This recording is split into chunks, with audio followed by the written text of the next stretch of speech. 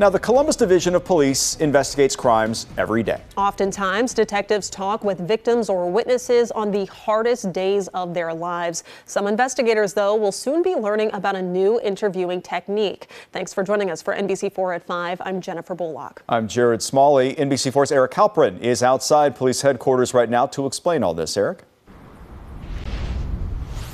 Jared and Jen, leaders with the Columbus Division of Police and experts who came up with this method say it'll help for several reasons. They say it'll make detectives better interviewers and it'll make the experience better for those being interviewed.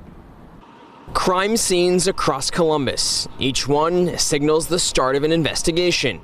Interviews are a big part of the investigations. Deputy Chief Smith Weir says in the past, police generally have been prepared for suspect interviews. We've been trained on the suspect interview, but I think we just expect the victims to come up and just give us the whole story, and we don't have an understanding of the trauma that they've just been through and the process that they have to go through for us to get to the truth of the situation. The division is now looking at interviews through another lens. According to Weir, 50 officers who help investigate strangulations and 99 detectives will go through FETI training. It stands for Forensic Experiential Trauma Interview. This is a training that we've been looking at for a while.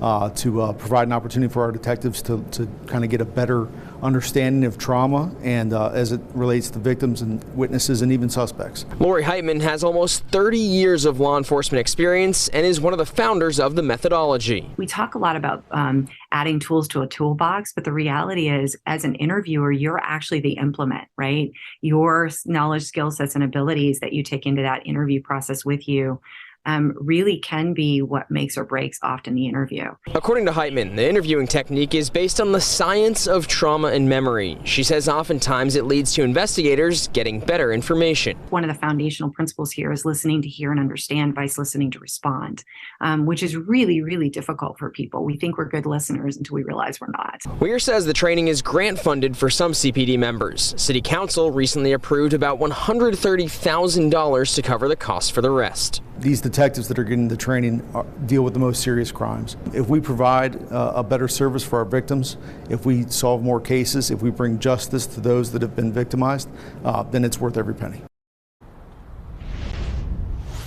And the training will be happening this spring. Part will be online. During the in-person sessions, Heitman says there will be a lot of interviewing going on. And according to Weir, they'll look at the success of this, and depending on that, they might get more members of CPD trained. Local for you, I'm Eric Halprin, NBC4.